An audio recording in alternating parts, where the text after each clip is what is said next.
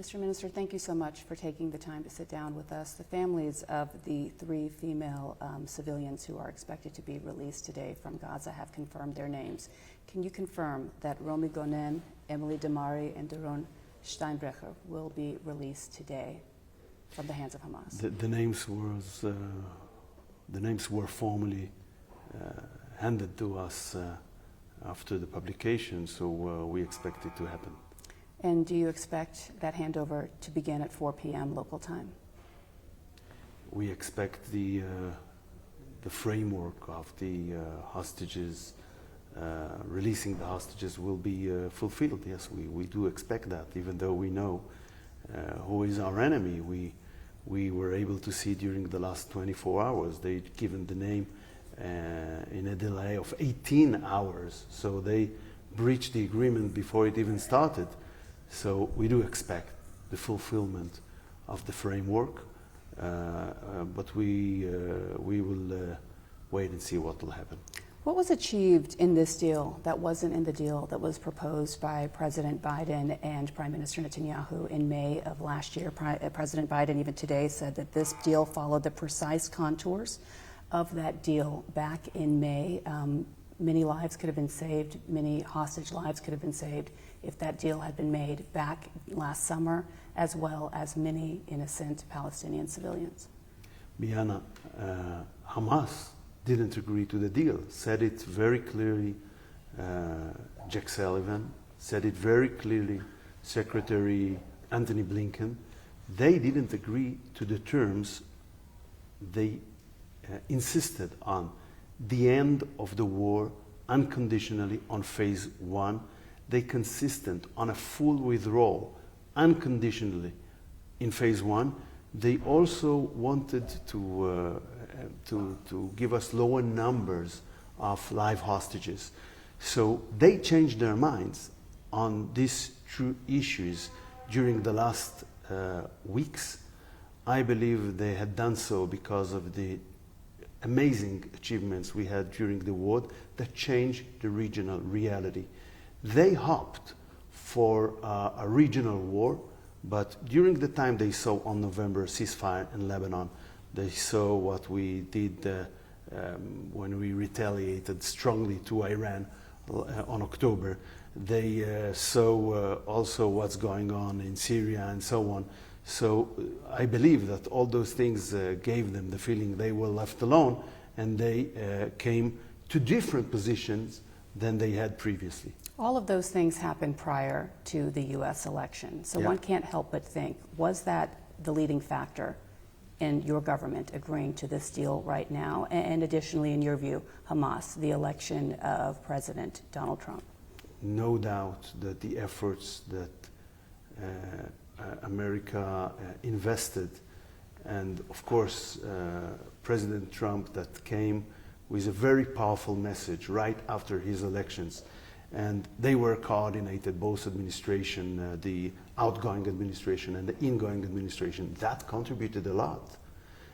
By the way, they are always looking, our enemies, on the gap between Israel and America. If they feel there is a gap, we have a low chance to be successful. So altogether, of course, the involvement of America, the strong involvement of America, the strong involvement of President Trump was very, very influential and helpful during the last weeks. But we started to see a change in their position from the time they resumed negotiations, and that happened after the amazing achievements we had during the war. But again, all of those achievements happened before the election. I want to get back to my point. For example, the ceasefire with Lebanon. We achieved it end of November. President Trump was elected on November 5th. So there was a couple of reasons that brought them to be more flexible on things that they were very stubborn previously. But no doubt that the involvement of elected President Trump was dramatic. There are reports that President Trump's warning that all hell will break loose on all sides was not just a warning to Hamas, but a warning to Israel as well. The Wall Street Journal is reporting that his envoy, Steve Witkoff's meeting with the Prime Minister last week, he said that the President has been a great friend of Israel, and now it's time to be a friend back. Did the Prime Minister feel that he couldn't say no to the President-elect in ways that he may have to President Biden? I don't think it describes what happened. It's not that the President Trump and the incoming administration forced us to do something we didn't want to do. We worked together to achieve a goal that was very important for us, and President Trump was very helpful in achieving that goal. But whoever describes it differently, I think, is not accurate with what happened. There was a lot of pressure internally here from some members of your own coalition. We've seen the resignation of Itamar Ben-Gvir and threats to do the same from Bezalel Smotrich, the finance minister. Is your coalition at risk of falling apart? First of all, I don't want to hide the fact we are paying painful prices in this framework. To release terrorists from jail, including murderers, is something very painful and difficult and with risks. We had a very painful and true discussion in the government last Friday, and indeed one of the factions quit from the government.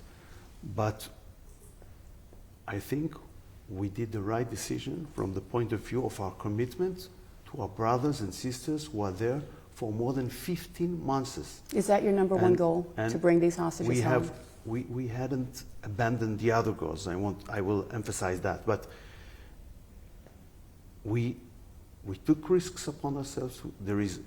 Israel is a democracy. We have an internal public and political debate on it. The majority of the public of Israel supports the framework that we achieved. But I want to emphasize, we are committed to release all our hostages, but in the same time, we are committed to the other goals of the war. We are committed to the destruction of the governmental and military capabilities of Hamas in Gaza Strip. We are committed to the goal that Gaza will not be again in the future a threat to Israel and its citizens, and we will achieve it, and we are determined to achieve it. Hamas's leadership has been defeated. Hamas as a military no longer poses a threat to Israel. Your former defense minister, Gallant, said that all of the war conditions and goals had been achieved last summer, as well as the defense establishment. Given your commitment to bringing all of the hostages home, barring a major infraction by Hamas in breaking this deal, are you committed to seeing phase 2 and phase 3 implemented, and thus the release of all of the hostages? I disagree that it was achieved. We see the pictures from Gaza today. Hamas is still in power in Gaza. What happened if they will stay in power? You see that Hamas here caused a regional war. It shakes the stability of all the region. If they will stay in power, there will be no peace, no security, and no stability in the Middle East. Until today, they say it explicitly. We will come back and make another October 7th. What is the threshold? Will we give them the chance to restore and be a threat again? We will not do it. So I want to emphasize. Now we are in the first phase. It's the temporary ceasefire.